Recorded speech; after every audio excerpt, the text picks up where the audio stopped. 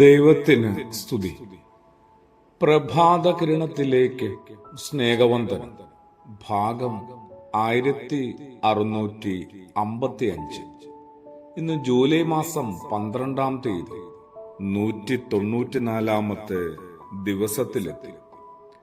മനുഷ്യൻ ഭക്ഷിക്കുന്നതിനു വേണ്ടി സ്വർഗത്തിൽ നിന്നിറങ്ങിയ അപ്പമാണ് ക്രിസ്തുയേശു.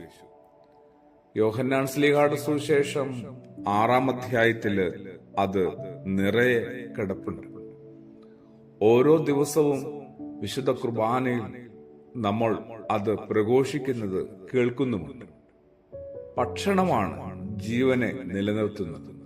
ഭൗതികമായ ഭക്ഷണം ശാരീരിക ജീവൻ നിലനിർത്തുവാൻ പര്യാപ്തമാണെങ്കിൽ ആത്മീയ ഭക്ഷണം നിത്യജീവനെ നിലനിർത്തുന്നു.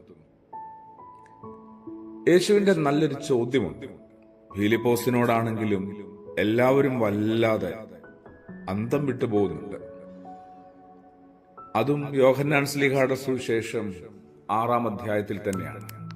ഇവർക്ക് ഭക്ഷിപ്പാനായിട്ട് എവിടെ നിന്ന് അപ്പം വാങ്ങുമെന്നാണ് ചോദിച്ചത്. ശിഷ്യന്മാരാവട്ടെ അവരുടെ ശരിയായ നിസ്സഹായ അവസ്ഥ വെളിപ്പെടുത്തുന്നുണ്ട്. ഇത്രയും വലിയ ആൾക്കൂട്ടത്തിന് എന്തുമാത്രം അപ്പം വാങ്ങിയാലാണ്, ഇതിനെന്തുമാത്രം പണം വേണം? യേശുവിന്റെ മറുപടി ശ്രദ്ധേയമായിരുന്നു. ആളുകളെല്ലാം ഭക്ഷണത്തിനിരുത്തുവിൻ, അവരെല്ലാം ഒരുക്കുവിനാണ് പറഞ്ഞത്.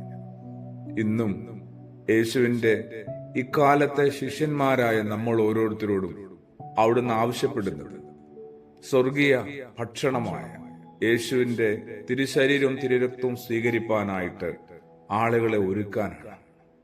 എല്ലാവരും സ്വർഗീയ പിതാവിനാൽ യേശുവിങ്കിലേക്ക് അടുത്തെത്തുവാനായിട്ട് അവരെ ഓരോരുത്തരും ഒരുക്കേണ്ടതും സജ്ജരാക്കേണ്ടതുമായ ചുമതല ശരിക്കും നമ്മൾ നിർവഹിക്കേണ്ടതാണ്. നല്ല വിശപ്പുണ്ട് എല്ലാവർക്കും. വയറിന് മാത്രമല്ല, ഹൃദയത്തിന് സ്നേഹത്തിന്റെയും കാരുണ്യത്തിന്റെയും ദയവിന്റെയും ഒക്കെ കുറവ് ഓരോ മനുഷ്യനും നന്നായി അനുഭവിക്കുന്നുണ്ട്. ഈ വിശപ്പുകളെല്ലാം ശമിക്കണമെങ്കിൽ ആദ്യം യേശുവിനെ സ്വീകരിക്കണം. നമ്മിൽ ക്രിസ്തു ഉണ്ടെങ്കിൽ മറ്റുള്ളവർക്ക് നമുക്ക് പലതും പകർന്നു നൽകാൻ കഴിയും. നല്ലൊരു ഉദാഹരണം പത്രോസ് അപ്പോസ്തലൻ നൽകുന്നുണ്ട്. അപ്പോസ്തല പ്രവൃത്തികളിലൂടെ കടന്നുപോയാൽ കണ്ടെത്താൻ പറ്റും. ദേവാലയ കവാടത്തിന് മുന്നിൽ ഭിക്ഷ യാചിച്ചുകൊണ്ടിരുന്ന യാചകനോട് പത്രോസ് പറയുന്നുണ്ട്, വെള്ളിയുമില്ല സ്വർണവുമില്ല എന്റെ കയ്യിൽ, എനിക്കുള്ളത് ഞാൻ നിനക്ക് തരികയാണ്. ക്രിസ്തുവിന്റെ നാമത്തിൽ എഴുന്നേറ്റ് നടക്കുക. അതുതന്നെയാണ് നമ്മൾ ഓരോരുത്തരും ഉൾക്കൊള്ളേണ്ടതും സ്വീകരിക്കേണ്ടതും പിന്നെ സഹജീവികൾക്ക് പകർന്നു നൽകേണ്ടതും ക്രിസ്തുവാകുന്ന ആ ഒരു സ്നേഹാനുഭവമാണ്.